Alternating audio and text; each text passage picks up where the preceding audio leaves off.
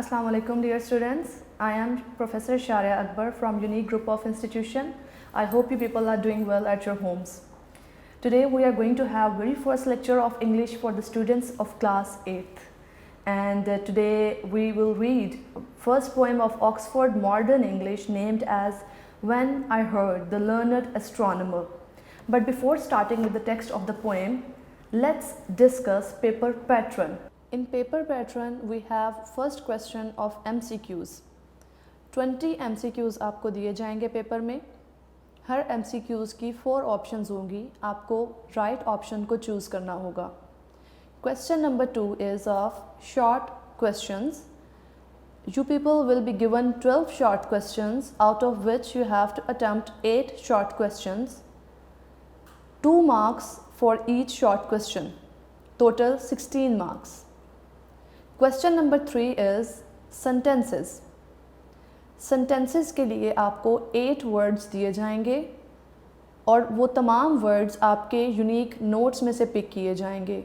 हर chapter के and पे आपको यूनिक नोट्स में कुछ वर्ड्स दिए गए हैं सेंटेंसेस बनाने के लिए. उन्हीं सेंटेंसेस के वर्ड्स में से आपको पेपर में दिए जाएंगे. 8 में से आपने 4 सेंटेंसेस करने होंगे. हर सेंटेंस का 1 मार्क होगा. क्वेश्चन नंबर 4 है समरी का. समरी की पोएम्स आपकी ऑक्सफोर्ड मॉडर्न इंग्लिश में मौजूद हैं. उन तमाम पोएम्स की समरीज़ आपके यूनिक नोट्स में अवेलेबल हैं. यूनिक नोट्स में से समरी लर्न करेंगे आप और समरी के होंगे 10 मार्क्स. क्वेश्चन नंबर 5, इसको ध्यान से समझ लीजिएगा. स्लैश लगी हुई है एप्लीकेशन और लेटर में, बट इट डजेंट मीन कि आपको एप्लीकेशन और लेटर में चॉइस आएगी. पेपर में आपको या तो एप्लीकेशन दे दी जाएगी विदाउट चॉइस या आपको लेटर्स प्रोवाइड किए जाएंगे. इट मीन्स ऐसा नहीं हो सकता कि आप सिर्फ लेटर्स की तैयारी कर लें या सिर्फ एप्लीकेशंस की तैयारी कर लें. आपको दोनों की ही तैयारी करनी पड़ेगी क्योंकि पेपर में इस क्वेश्चन में चॉइस नहीं है और ये 10 मार्क्स का क्वेश्चन है. क्वेश्चन नंबर 6 है स्टोरी. तमाम स्टोरीज़ आपके यूनिक नोट्स में मौजूद हैं. उन्हीं में से आपके पेपर में पूछी जाएंगी 10 मार्क्स के. क्वेश्चन नंबर 7 है ऐसे. ऐसे भी आपके यूनिक नोट्स में मौजूद हैं. उन्हीं टॉपिक्स में से आपको कोई से 2 टॉपिक प्रोवाइड कर दिए जाएंगे. उन 2 में से आपने एक टॉपिक अटेम्प्ट करना होगा और ऐसे की वेटेज ऑलमोस्ट सबसे ज़्यादा है. आफ्टर MCQs 15 मार्क्स के आपके एसेज हैं.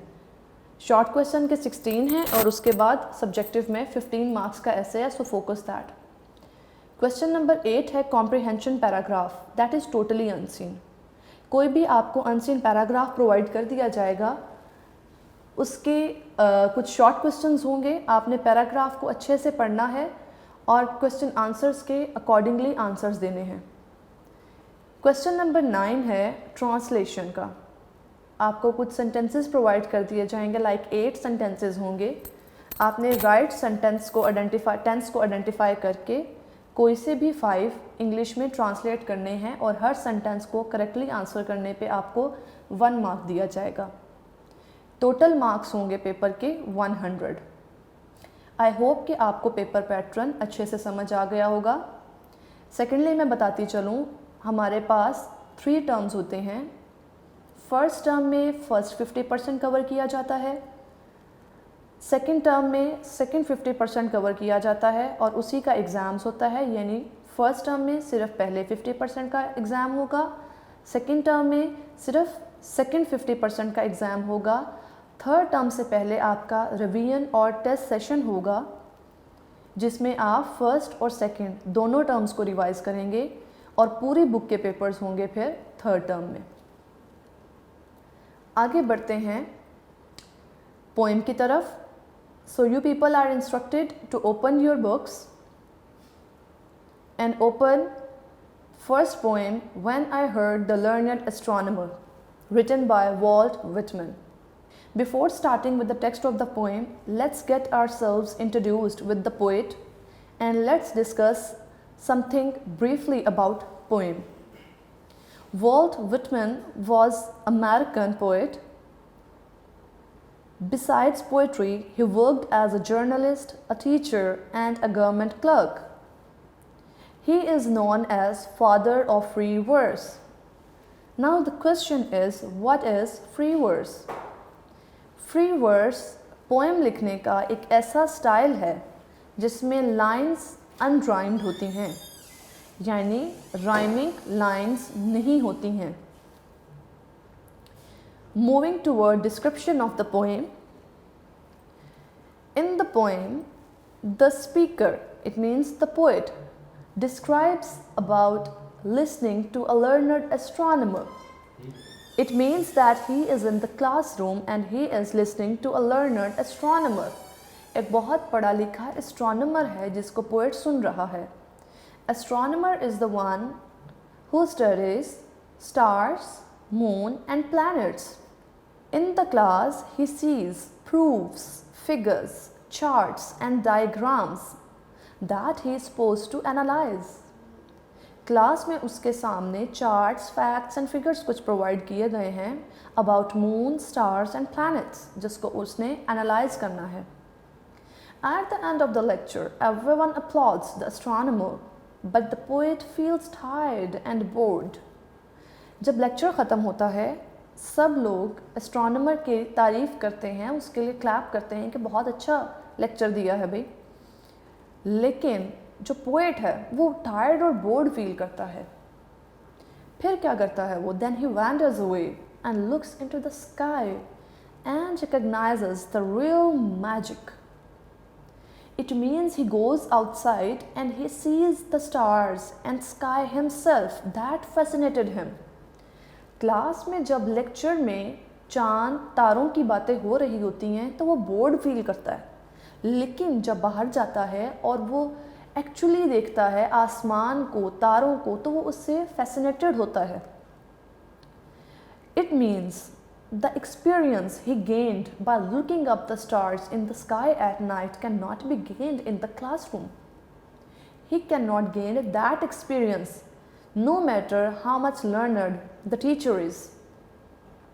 जो एक्सपीरियंस आप चीज़ को देख कर हासिल करते हो वो कभी भी क्लास की चार दीवारी में आप नहीं हासिल कर सकते हो. The speaker feels bored in the class because he doesn't feel himself connected to the subject matter. This is the point. वो क्यों बोर फील करता है? Because जो चीज़ें डिस्कस हो रही हैं क्लास में, moon, stars and planets, he couldn't see them in the classroom. वो वहाँ पर उनको नहीं देख सकता. वो जो सब्जेक्ट डिस्कस हो रहा है, सब्जेक्ट मैटर, उसके साथ खुद को कनेक्टेड फील नहीं करता. This is the reason he felt bored and tired in the class. Actually, the poem is about difference between academic and experiential learning. There is huge difference in academic and experiential learning, and the poet is of the view that experience is the real way of gaining knowledge in the life. It means the only way for the poet, the only way of learning is experience. Moving forward toward the text, I hope all of you have opened your books in front of you. We are going to read the first poem of Oxford Modern English for the students of class 8th. The poem is entitled as When I Heard the Learned Astronomer. So, when I heard the learned astronomer, when the proofs, the figures were ranged in columns before me, when I was shown the charts and diagrams to add, divide and measure them, when I sitting heard the astronomer where he lectured with much applause in the lecture room.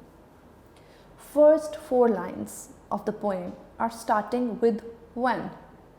It means in the first 4 lines the poet is describing his experience when he was in the classroom. जब वो classroom में था तो तब वो कैसा feel कर रहा था, वहाँ पर क्या था, वो डिस्क्राइब कर रहा है फर्स्ट 4 लाइन्स में.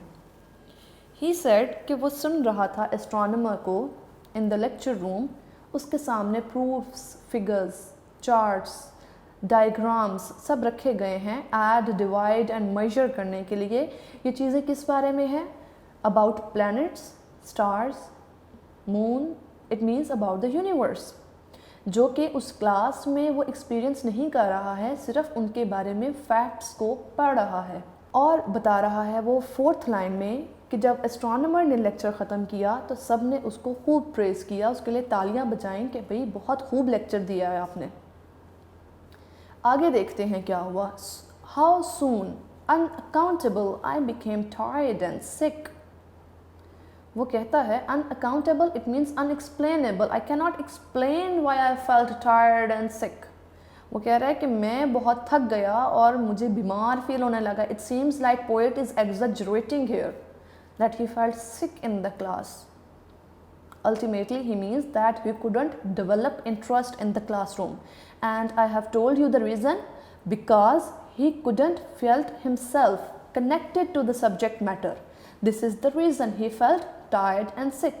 ये वो वजह है जिसकी वजह से वो टायर्ड और सिक फील कर रहा था, क्योंकि वो सब्जेक्ट मैटर के साथ कनेक्टेड नहीं था। सब्जेक्ट मैटर क्या है? चांद, तारे और आसमान की बाकी बॉडीज़।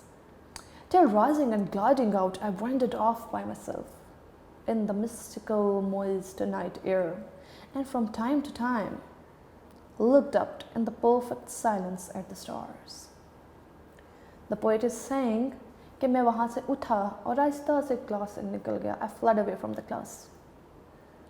और मैं कहाँ चला गया? खुले आसमान तले। Mystical, it means unified with God and nature. Connection show कर रहा है ये वर्ड गॉड के साथ और नेचर के साथ। मोइस्ट, नमी वाली रात है। And from time to time, और क्या कह रहा है? बाहर चला गया है, अंधेरा है, रात का वक्त है, नाइट इज मैंशनड हियर। और वक्तन फवक्तन पोइट क्या कर रहा है? Looked up in the perfect silence at the stars. Stars ये वो सब्जेक्ट मैटर है जो कि क्लास में डिस्कस हो रहा था। क्लास में डिस्कस हो रहा था और पोइट का इंटरेस्ट डेवलप नहीं हो रहा था। But here he felt connected himself to the stars. He felt fascinated. That's why he says time to time, बार बार वो आसमान की तरफ देखता है, and he prays the beauty. He prays the creation of God. So the poem here specifically discuss the difference between academic and experiential learning.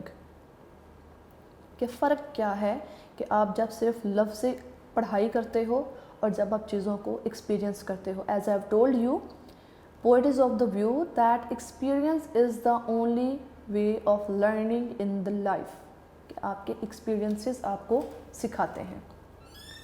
I hope कि आपको poem का text समझ आ गया होगा। Let's move forward toward the summary. For the summary, I instruct you students to open your notes, or you may see this slide on your screen. Summary आपके notes में लिखी हुई है, as it is वही मैंने इस slide में डाल दी है। Read out करते हैं summary को। This poem has been written by Walt Whitman. Walt Whitman ने लिखी है ये poem. He is one of the most influential American poets. And he is also known as father of free verse. What is father of free verse? थोड़ा सोचिए, मैंने अभी कुछ minute पहले ही आपको बताया what is free verse. Yes, it is a writing style, it is a way of writing poem जिसमें lines rhyming नहीं होती हैं। He is most influential, मतलब अमेरिकन पोइट्स, ऐसे अमेरिकन पोइट्स जो कि बहुत असर रखते थे, उनमें से एक था, यानी जाना माना पोइट था। दिस पोएम रिवील्स, ये पोएम जाहिर करती है अ फैक्ट, एक हकीकत, that mystery, power and beauty of the nature can not be summed up in theories and equations, कि नेचर की खूबसूरती, ताकत और उसकी वो चीज़ें जिसको हम नहीं जानते हैं, उनको हम अल्फाज में और इक्वेशंस में बयान नहीं कर सकते। In the first part of the poem, poem का पहला हिस्सा फर्स्ट 4 लाइन्स की बात हो रही है, जहाँ पर पोएट व्हेन से सब लाइन्स शुरू कर रहा है. The poet is sitting in the lecture room where a well-educated astronomer is delivering a lecture on universe with the help of numbers, charts, diagrams and tables. The audience is also giving a very good response to the astronomer. Astronomer को audience ने भी बहुत अच्छा response दिया कि भाई बहुत ही अच्छा lecture दिया, because bar bar word use किया जा रहा है. Learned astronomer, बहुत पढ़ा लिखा astronomer है भाई. But the poet is growing bored. Astronomer यानी टीचर पढ़ा लिखा है, but poet is growing bored and tired. I have told you what's the reason.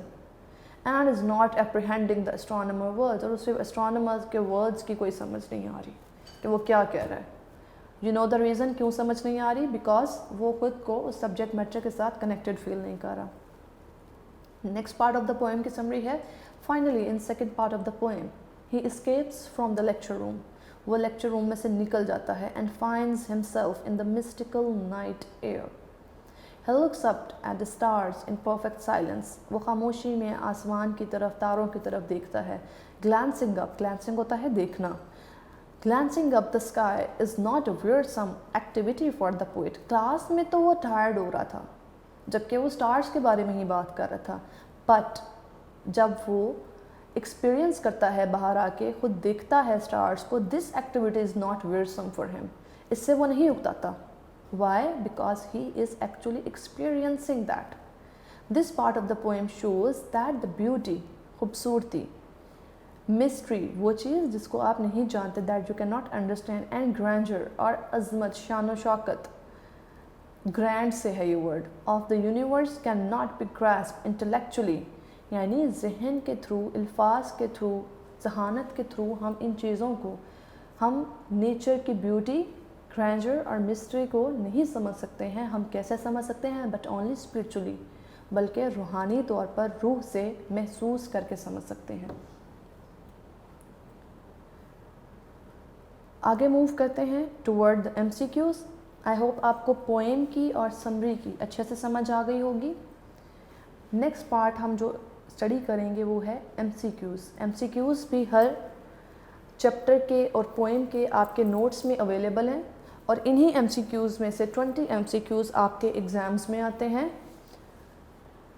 First MCQs is the poem when I heard the learned astronomer is written by. किसने लिखी है ये पोएम? You know, Walt Whitman. Walt Whitman worked as a journalist, a teacher and a government clerk. Walt Whitman is also known as father of free verse. अपने notes में यहाँ पर लिख लीजिए free verse क्या होता है. The poem that has unrhymed lines. The poem that has unrhymed lines. Next is an adjective phrase. Head word is an adjective. Adjective phrase में जो हेड वर्ड होता है, यानी जो मेन वर्ड होता है, वो हमेशा होता है adjective. Fifth MCQ is learned means. क्या मतलब है इसका? वेल एजुकेटेड, पढ़ा लिखा. Next is unaccountable. अनअकाउंटेबल का क्या मतलब है? यानी अनएक्सप्लेनेबल, जो चीज़ एक्सप्लेन ना की जा सके. The poet heard the learned. किसे सुन रहा था पोएट? एस्ट्रोनॉमर को. The poet became tired and sick. थक गया था वो और बीमार फील कर रहा था. नेक्स्ट MCQs को ज़रा गौर से समझ लीजिएगा, और जो इसकी एक्सप्लेनेशन मैंने लिखी है वो आप भी नोट कर लीजिएगा. Moist night air and perfect silence are examples of imagery. What is imagery? Imagery is a figurative language. लिखने का एक ऐसा अंदाज है to represent object, action and ideas in such a way that appeals to our physical senses. यानी लिखने का एक ऐसा अंदाज कि जिसको पढ़ें तो हमारी 5 जो फिज़िकल सेंसेस हैं उनमें से कोई एक सेंस अपील हो. Such a way that appeals to our physical senses. It is a writing way in which, it is a style of writing in which the writing appeals to our physical senses. कौन कौन से हैं physical senses? Taste, touch, hear, smell and sight. For example if I से sweet and juicy Apple, कौन से sense आपकी appeal हो रही है? Taste, right, so I have used imagery. If I say dark place, it is if I say very dark place, dark and deep, इससे क्या अंदाज़ा हो रहा है? बहुत अंधेरा. आपकी कौन सी सेंस अपील हो रही है? Site. So I used imagery. So imagery ऐसा लिखने का अंदाज़ है कि जब आप उस चीज़ को पढ़ते हो तो आपकी पांचों में से कोई एक सेंस अपील होती है. आगे बढ़ते हैं. Last MCQs. The balloon with the yellow strips burst loudly. अब ये जो येलो स्ट्रिप्स है ये क्या है? फ्रेज़. कौन सा फ्रेज़ है? एडजेक्टिव फ्रेज़, बिकॉज वो एक्सप्लेन कर रहा है नाउन को. द बलून, येलो स्ट्रिप्स किस पे हैं, किसके बारे में एक्सप्लेनेशन है? बलून के बारे में. And balloon is a noun. And you know the word or the phrase that modifies or that explains noun is called adjective. So the phrase that modifies noun is known as adjective phrase. Question answers की तरफ बढ़ते हैं. एक दफ़ा question answers को भी पढ़ लेते हैं. Question number 1 is in the first half of the poem where is the poet? कहाँ पर है अभी poet? first half poem में. जी बिल्कुल lecture room में है. In the poet is with the learned astronomer in lecture room in first half of the time. Who is he with? वो किसके साथ हैं? And what is he doing? और वो क्या कर रहा है? He is with learned astronomer. एक learned astronomer के साथ है. Who might be called a well-educated person, जिसको एक बहुत well-educated person कहा जा सकता है. And he is delivering lecture by showing charts and diagrams. और वो क्या कर रहा है? वो lecture दे रहा है charts और diagrams दिखाकर. Which word or phrase show that the astronomer is respected by the poet and the audience? क्या word या phrase यूज़ किया गया है इसमें, इस poem में, जो कि जाहिर करता है कि audience और poet उस astronomer की respect कर रहे हैं? जो word यूज़ किया गया है like applauds and learned. applause यानी उसके लिए तालियां बजाई गई हैं. learned एक पढ़ा लिखा astronomer. ये दो words शो करते हैं कि poet और audience दोनों पोएट की रिस्पेक्ट एस्ट्रोनॉमर की रिस्पेक्ट करते हैं. What scientific tools and method does the astronomer use? क्या वो scientific tools और methods हैं जो कि astronomer यूज़ कर रहा है? The astronomer uses the charts and diagrams and explains through proofs and figures. उसके पास charts हैं, diagrams हैं, वो proofs और figures दिखा के अपनी बात को explain कर रहा है. In the second half of the poem, where is the poet? Second half में poet कहाँ है? In the second half of the poem, the poet is tired and frustrated. थक गया है, उकता गया है by the lecture. जो क्लास में lecture सुन रहा था उससे थक गया है, उकता गया है. So he leaves the lecture room and comes in the night outside and looks up at the star in perfect silence. तो वो क्या करता है? वो क्लास से बाहर निकल आता है और बाहर रात के वक्त आसमान को खामोशी में देखता है. Who is he with and what is he doing? वो कहाँ है और क्या कर रहा है? वो किसके साथ है और क्या कर रहा है? He is alone. वो अकेला है, किसी के साथ नहीं है. In mystical night air and look at the star. Mystical night air. Mystical, I told you, unified. Mystical means something that is unified with God and nature. So he felt himself connected with the God and nature in the night air and looks at the stars. What words and images in the first half of the poem are a contrast to the perfect silence in the final? पहले हिस्से में ऐसे क्या words use किए गए हैं जो कि नेक्स्ट पार्ट के परफेक्ट साइलेंस के कंट्रास्ट करते हैं? Proofs and figures. Lecture room, where the astronomers lectured in applause, are a contrast to perfect silence. Perfect silence में जो contrast है वो ये है. Perfect silence से जिस चीज़ का contrast किया जा रहा है पहले 4 lines में, वो है कि जब तालियां बजाई जाती हैं lecture room में astronomer के lecture deliver करने के बाद, that is applause, तालियां. This is in contrast with perfect silence. Lecture को करते हैं वाइंड अप। आज हमने पढ़ी है first poem of Oxford modern English named as when I heard the learner astronomer by Walt Whitman. In this poem, the poet is of the view that experiencing is the only way of learning in the life. So the poem focuses on the difference between academic and experiential learning. यही वो चीज़ है जो कि poet discuss करता है poem में through the presence of a speaker who was in the classroom and he felt so bored in the class because he couldn't find himself connected with the subject matter. Class में बात हो रही है stars की और astronomer lecture दे रहा है, लेकिन जो स्पीकर है वो वहाँ पर टायर्ड और बोर्ड फील करता है क्योंकि वो एक्चुअली स्टार्स और मून को एक्सपीरियंस नहीं कर रहा वहाँ पर। So the poem is about experiencing in life is so important. फिर हमने पढ़ी है इसकी समरी, आप इसकी समरी लर्न करेंगे प्लस MCQs आज। आई होप आज जो हमने पोएम पढ़ी है when I heard the learner astronomer आपको ठीक से समझ आ गई होगी।